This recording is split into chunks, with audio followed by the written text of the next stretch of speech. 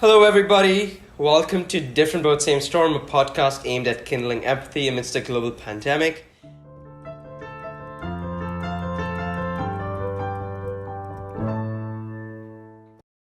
Today on our show, just the three of us. You won't see any new faces. Just have to deal with the three of us. Because it's a bit of a special episode, believe it or not. We haven't said this before, but today is actually the season finale of the first season of Different Boat Same Storm. Which is why there's going to be no guests in a different boat. It's just going to be us three in our own boats in the same storm, talking and reflexively thinking and looking back at everything that has happened in these past few months on our journey on Different Boat Same Storm. So that's going to be our show tonight. Let's dive into it. Atharv, you might just have a career as an actor. That like complete mental disarray of like, wait, where's our fourth guest? Thank you. I don't know if I've talked to you about this before, but I did a fair bit of theater and acting back in high school. Yeah. No way. I took speech and drama classes for basically 10 years. No way. Yeah. 10 years. Why aren't you an arts kid? I don't know, man. I really like math as well, so it just Another one went bites that the way. dust.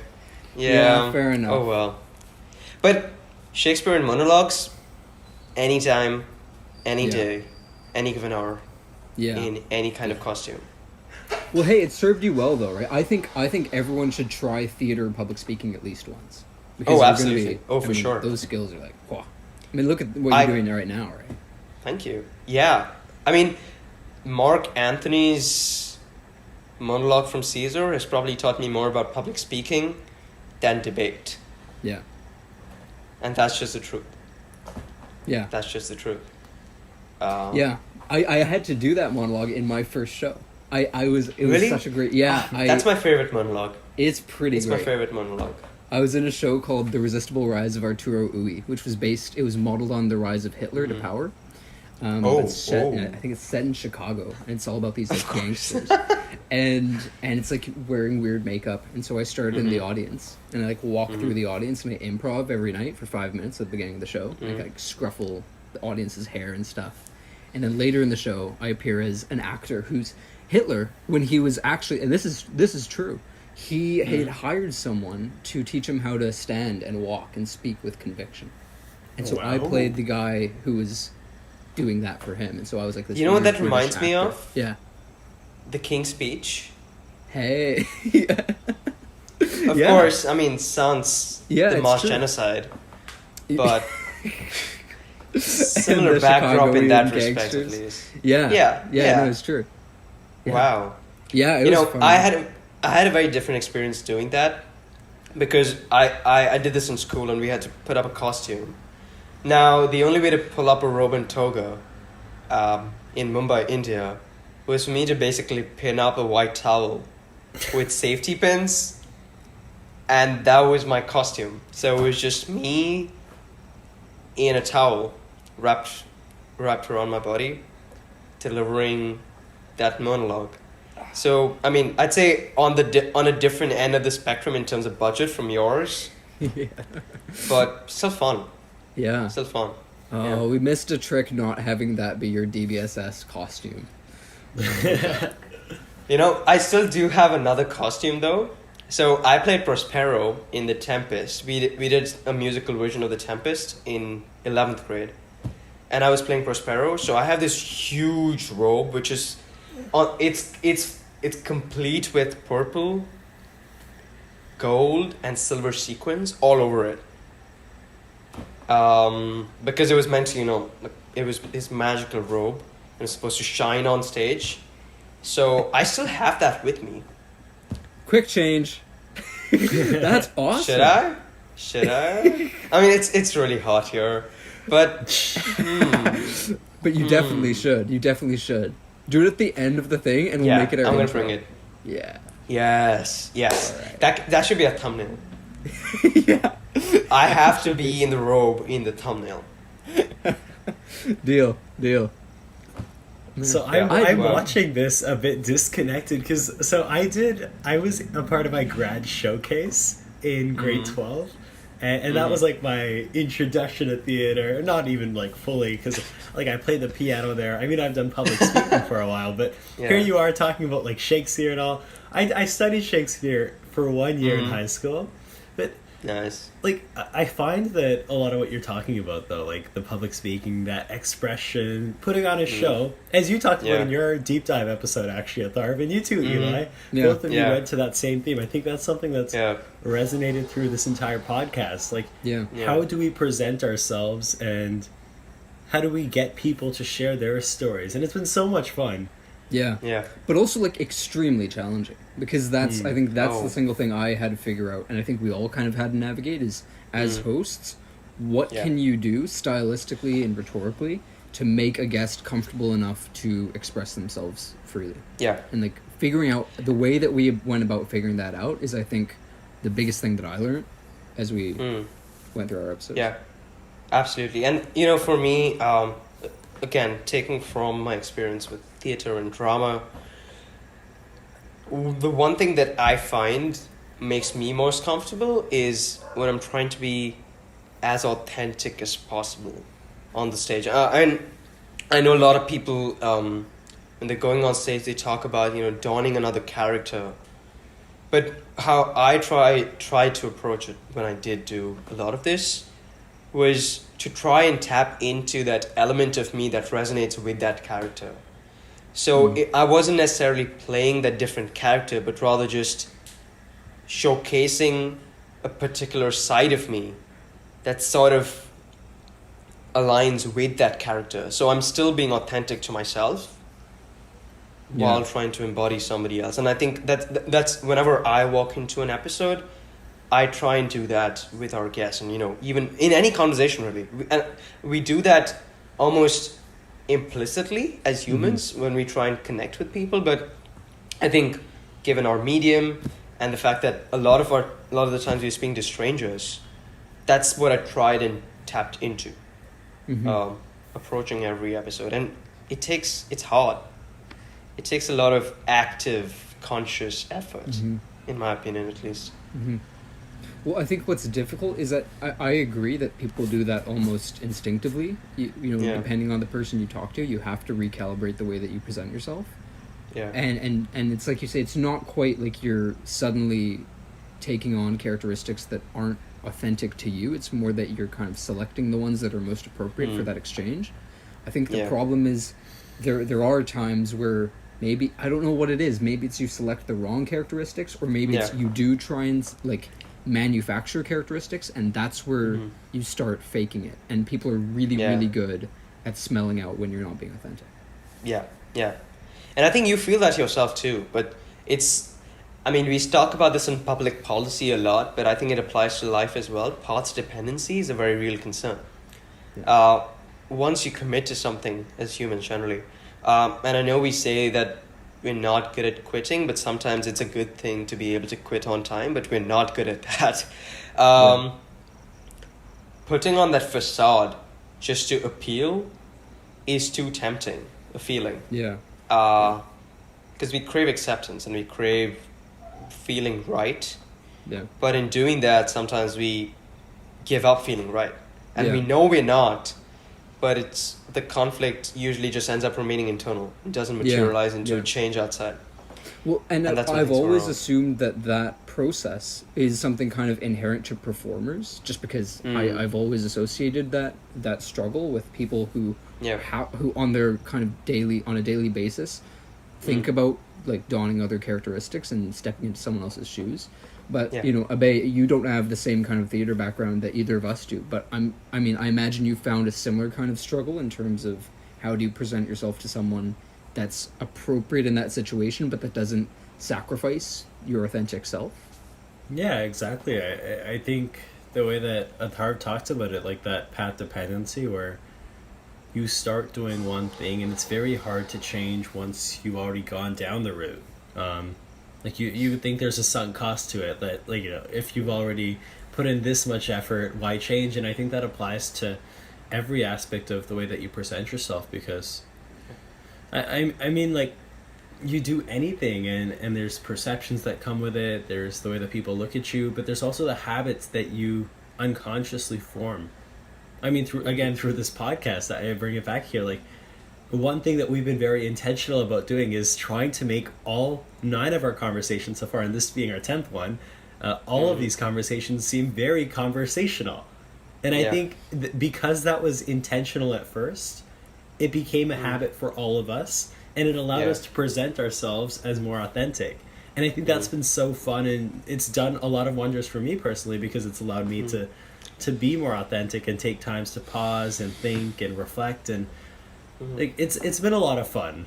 And I think learning about that aspect of authenticity, but also the importance of conversation and doing it in a virtual setting like Zoom, it's been a lot of fun.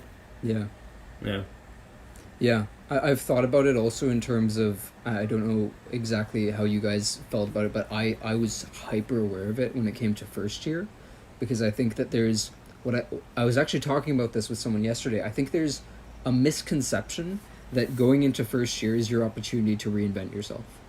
And while I get where that conception comes from, this idea of like, I want a fresh start and I'm in an environment that people don't have any preconception of me, so I'm free to kind of allow them to see me however I want to present myself. And I think that that's good for people.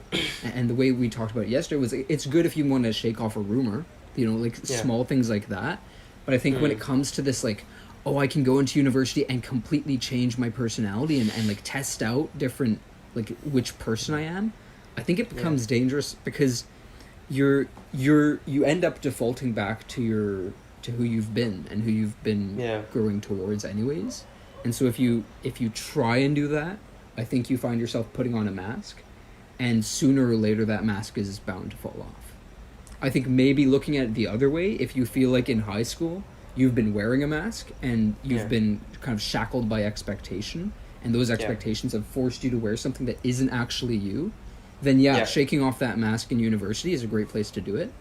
But I think other than that, it's a huge misconception that you have that in, like, freedom to just change who you are. I actually love that analogy about the mask, and I personally relate to that so much, because having lived in the same place pretty much for all my life, gone to the same school, literally grown up with the same people in a fairly tight-knit community, there are these perceptions about you that you just end up being associated with. And one thing that people don't seem to realize, and I can understand why that is the case, is that people change, you grow as a person and you develop as a person, but first impressions are usually what end up lasting. And there is, for me at least, there was that opportunity to take that mask off. But like you were saying, if people go in with the mindset of, reinventing themselves and being a different person than who they are, rather than being a different person than who they were trying to be, the paralysis of choice kicks in. And whenever the paralysis of choice kicks in my experience, you default to your natural state. Yes. Well, did you find that? I mean, so then to take it to the podcast, because I'm sure that on some level that's what you face in orientation, is this like, how much do I try and change myself? Like, do I want to have a bit of a deeper and sexier voice? Well, maybe I'll try that, But then, and you end up, and then like suddenly, someone makes you laugh, your voice cracks, you're like, they found me.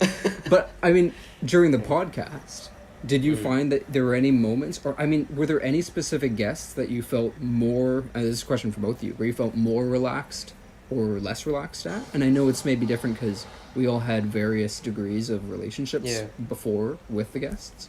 How did you find that? That's actually a very good question, because we had very differing dynamics with every guest that we brought on. Be it familial ties or having worked together before, or some common connections, or complete strangers. And I guess I can say that there was a difference in just the way I was going into it, the mindset that I was going into it, how conscious I was of, the questions I was asking, or of me messing something up. For example, in the deep dives, and this obviously made the final cut as well, when I messed that last bit up. It didn't matter, but if it would probably have happened with some other guest who we had on, after pulling in a lot of favors and a lot of strings, then I'm sure that my lived experience in that moment would have been very different. I would still laugh about it right now. But in that moment, I think my reaction would have been a lot different than the reaction with, Ankita on the deep dive. For example, if you all remember, with Ryan, Abhay and I, we were still figuring how to go about, balancing who goes when, and we had the Zoom, and then we had the Zoom bingo again and again of both of us going at it, and like that clearly made both of us. It's clearly unsettled the both of us. But if that had happened, say in the deep dive, we wouldn't care about it. Yeah.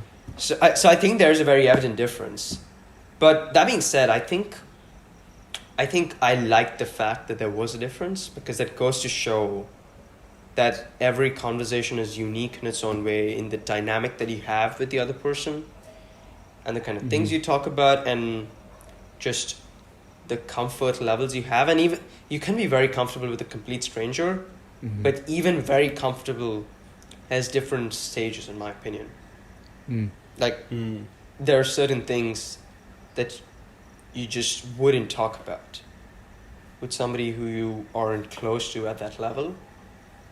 And I find that exciting about this podcast, because it's easier to talk about, but when you experience it in the moment is when you realize just the sheer amount of diversity that is out there in your daily conversations that you just don't think about. Yeah, I definitely feel that. I think the second episode with Ryan Pyle, where Atharv and I, we had the Zoom bingo. I think personally that was a bit of a turning point for me, because I remember being a bit awkward in the first episode with Professor Moritz, and then semi-awkward in the second one with Ryan. But I think after we got over that hump of the Zoom bingo and just like interrupting each other, it like I said earlier, like that conversational phase started to happen. And I think like when we had the episode with Sanghang, I was reflecting on my own experiences with Sanghang, and here we have that personal connection that brought him to the show. And I think like I can probably speak for all three of us when I say that was a very fun conversation. It was nuanced. It was so new.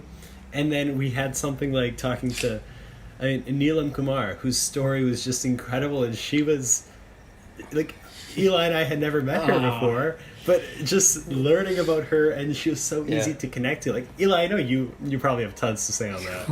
I was literally going to bring that up. That episode was, I don't know, because I'm obsessed, one of the things that I've had to get better at doing is, and it sounds really weird, but I have to be better at judging people, on first impressions, but also getting past the superficiality of a first impression. Because when I did auditions for I'm Still Here, that's what you have to do, is you're faced with a day where a stranger will come in and present themselves to you in 15 minutes. And you have to not just be able to like take what they give you, but also you need to, from that, extrapolate to what they could give you if you build a relationship with them, and if you get more comfortable, and if you give them direction in the right way. And that's incredible. And what they aren't giving you. And exactly, what they aren't giving you. What they aren't giving you, and being able to see that is what differentiates good casting directors from bad casting directors. And but it's also, I think, in life what differentiates people who give people a second chance. If you have a first encounter and you feel like, I don't know about that, but then you realize that person will open up like a flower when you get to know them. And now Neelam is someone who's just nailed first impressions. And I think what she's done is found some way to make sure that consistently her first impression with people is something that's representative of the kind of person she will be in the future. And that's, it's unbelievable to me.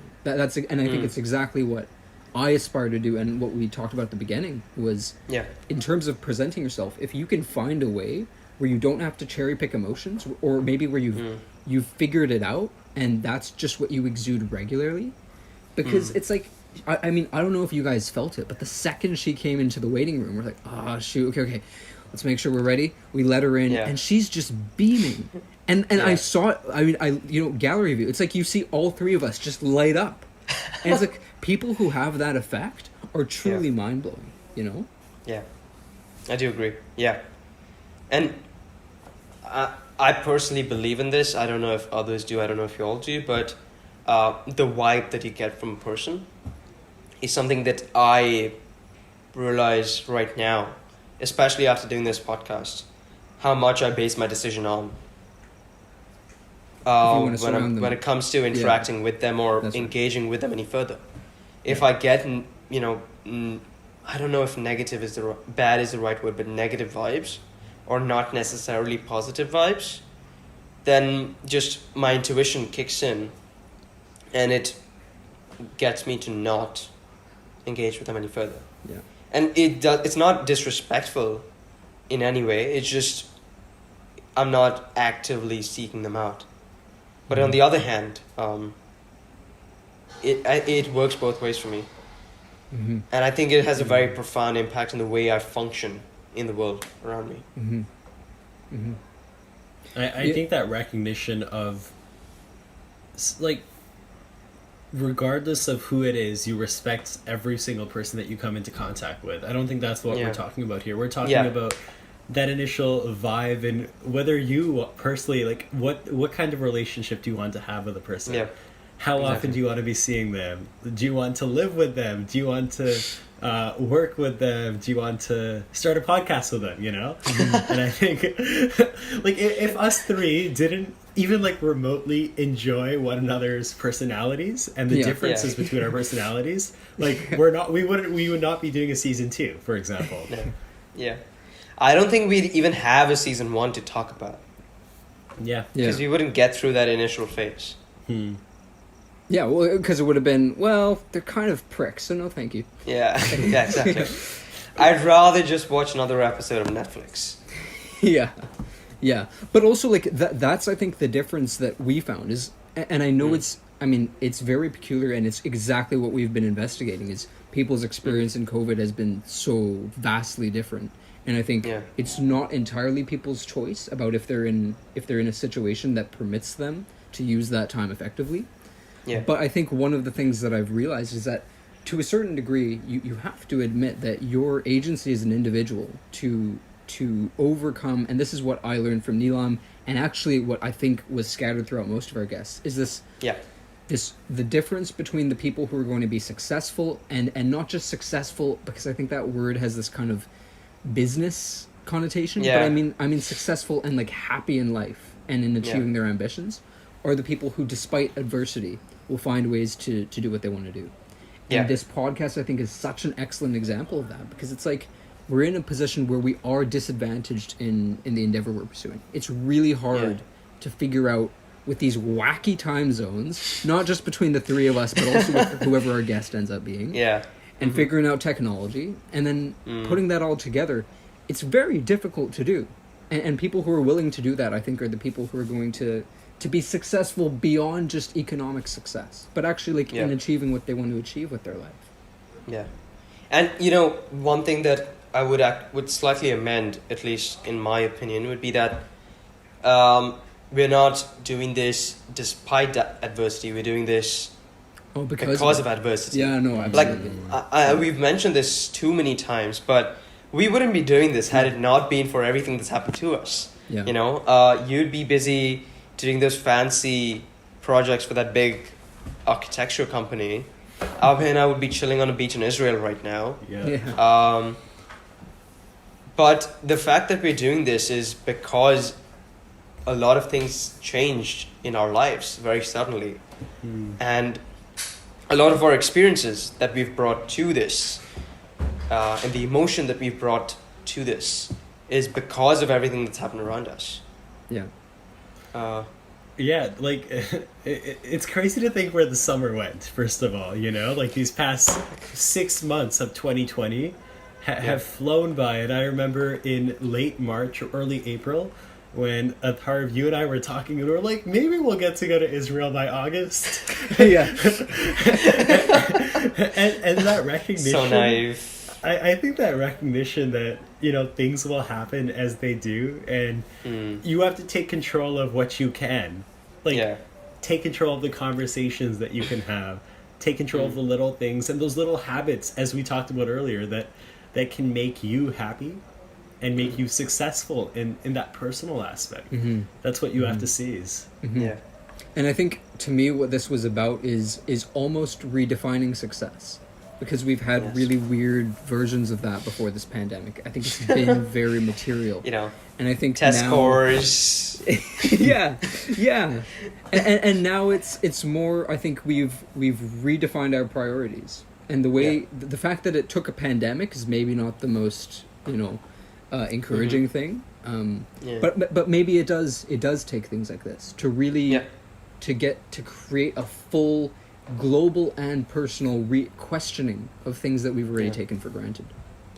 This takes me back to our last episode with Sheil, where we were talking about this change in the way people look at politics and our leaders, and we were talking about the fact that it took a global pandemic of this magnitude for people to realize that your gender is by no means as an indicator of your success as a leader, but in fact, if anything, you being a straight male is not in your favor. The fact that it took a global pandemic for that to happen is sad commentary, but at the same time, that's how change begins, when you have something so deeply enrooted within the system. And, since we are talking about seizing the moment and trying to take control of the things that we can, one thing that I've personally always been like is excessively planning my life out, because that's just the kind of person that I am. But, COVID blew that out of the window, because what even is planning? What do you base your plans on? And because of that, I feel like I'm taking everything day by day and in the moment has been such a relieving feeling. And I'm not saying that you should overdo this, but at the same time, it took a global pandemic for us and the world around us to come to a halt, to realize that there's more to life than just schedules and deadlines and meetings and assignments. So I think that's what I think you just hit exactly what the pandemic has revealed, which is you have this massive earthquake, and the things that are left standing, it's like that's what's important. And I think that this is what it's taken. That is why it's taken this, is because there's been these questions of what are the kind of central pillars of our lives that are stable when all else fails. And I think it took this like tremor globally and personally to figure out what those things actually are. That's such a oh man, I love these analogies. That's actually perfect. The way Atharv brings Eli into every conversation, like I've been looking forward to that. Like that's my favorite part.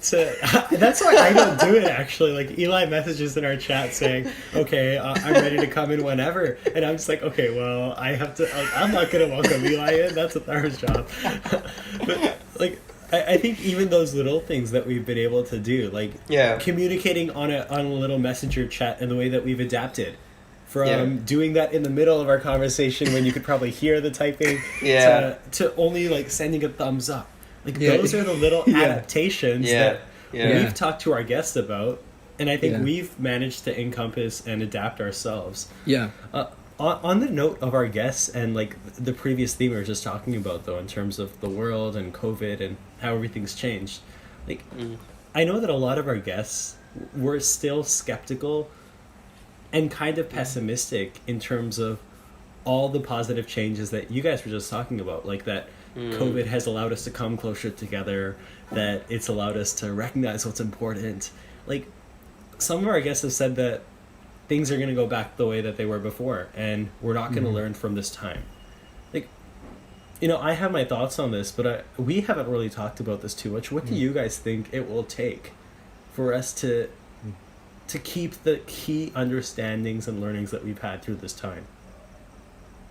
Well, for me, when I started hearing guests who had an answer other than, yes, the future's going to be perfect, that's actually what really excited me about these conversations. Because I think, for me, part of the worry was, there's great benefit in taking a very optimistic and positive outlook on life.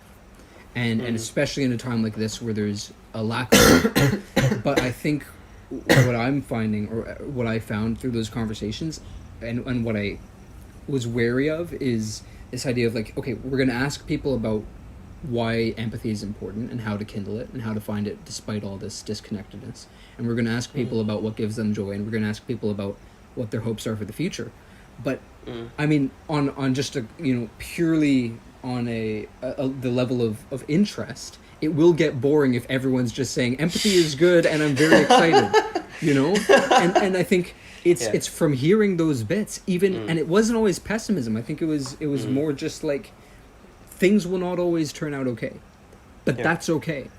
And hearing those voices to me was super important, because it gives you a more diverse range of opinion, which I think is the single most important thing, is hearing those different perspectives. But to me, like it wasn't like some of our guests are pessimists and some are optimists. It was more just like, there's a variety of ways you can look at what we're going through and what will be in the future. Yeah. The one thing that I have always found to be a bit of a contentious matter is positivity versus optimism. And I think more often than not, we confuse the two. And I personally consider myself to be foolishly optimistic.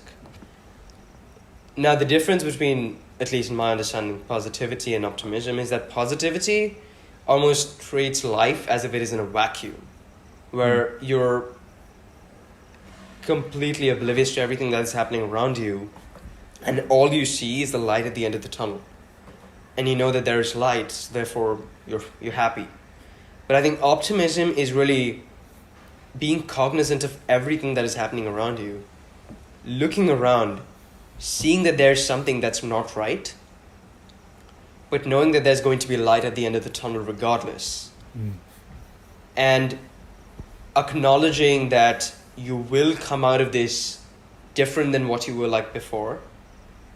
And then working towards making that difference for the better rather than for the worse. That's my understanding of optimism.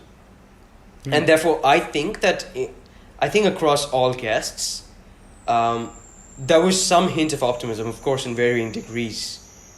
Nobody was inherently positive, but everybody was optimistic in some of the other manner. And I'm optimistic too, that, the world's broken. Our global order is inherently flawed. But what I can say is that with all the changes that are happening around us, if taken in the right direction through self-agency, as Eli was talking about, it's all about self-agency. And everybody who thinks that it's not is sort of giving in to the fact that the light at the end of the tunnel is just not worth inching towards. So that's what my thoughts are. That's what there is, that light at the end of the tunnel, and I'm inching towards it. It might be slower than we'd want to. Yeah. It might be more arduous than we'd like it to be. Yeah. But we're getting there. Yeah. And that's honestly the way both of you put it. That's what I love about this podcast, that it's about people and their stories. And people and their stories are inherently going to be more complicated. And thank God they're more complicated than the boring empathy is good. I'm very hopeful for the future. I'm positive about everything that's going on in the world right now, because the world is more complicated than that. And I think we've had this opportunity to understand those innate human experiences that do often lie in the shadows of mainstream discourse. I mean, that's what we say all the time, but it really is true. Like, these things don't tend to get talked about because they're not flashy, they're not, the headline, but they're very real, and they're what people like to know, and people need to know during this time of disconnect. And it's one of the reasons that specifically the platform of a podcast, and even more specifically a video podcast, is, I think, so perfect for what we're trying to achieve here. Because I mean, and you can go picking apart social media all day, but that is, I think, one of the sources of that overshadowing, is that as a forum, which has become one of our largest and most trusted forums, is one that doesn't really bode well for, or it doesn't fully support serious, complex conversation, which, as soon as you get into anything I think worth talking about, that's what you have to confront. Things aren't simple, and that's going to make things very difficult, but it's worth having those conversations about. And there's certainly a place for social media when it comes to complex issues, but I think what you find is that, and it's the same everywhere in the news specifically. It's like, it's a lot of headlining, and a lot of it's a lot of this one statement that can encapsulate an opinion that you can retweet and that you can share and you can post on your story, and sure, like, it might be positive and it might be optimistic in connotation, but the only way that you're going to get to anything important is by talking to people about it. And it's specifically by talking to people who are different and who have different outlooks and different experiences, and actually listening to those people. And I find that most people, everybody has different views, but there's some inhibition to sharing it because of societal pressures of fitting in, or just not wanting to spark a fire.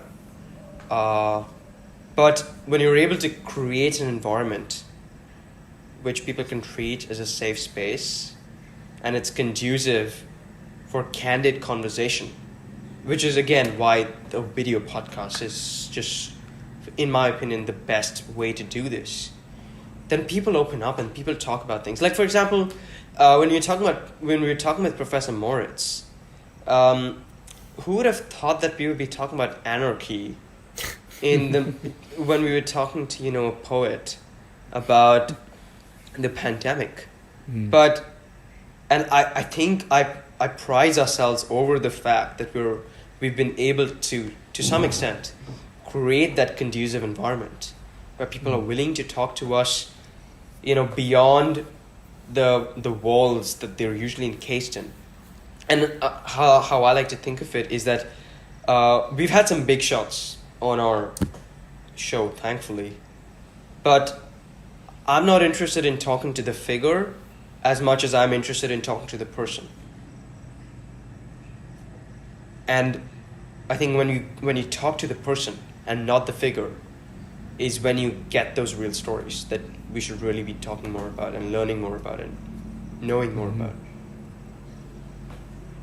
Yeah, for sure. I think in every aspect of it, humanizing the pandemic, getting to know people's stories, that's what we tried to do with this first season here, and I think we were able to do it. And I think I think moving forward, the pandemic's not going away anytime soon, and that's unfortunate. But it also presents us all with this new opportunity as we head into now the fall, the summer behind us in 2020, almost coming to an end. Yeah.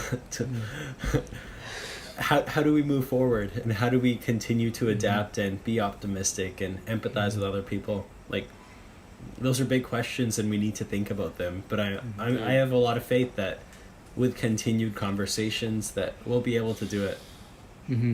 And I'd say that that's maybe the most important message that can come out of what we've done here, if anything, is, and it's like both of you just said, it's like people are seriously interesting, and they have such amazing stories, and if you go into conversation with the assumption that they have something really amazing to tell you, and you need to ask the right questions and be attentive, and if you do those things, you'll find it out and they'll give you that wisdom.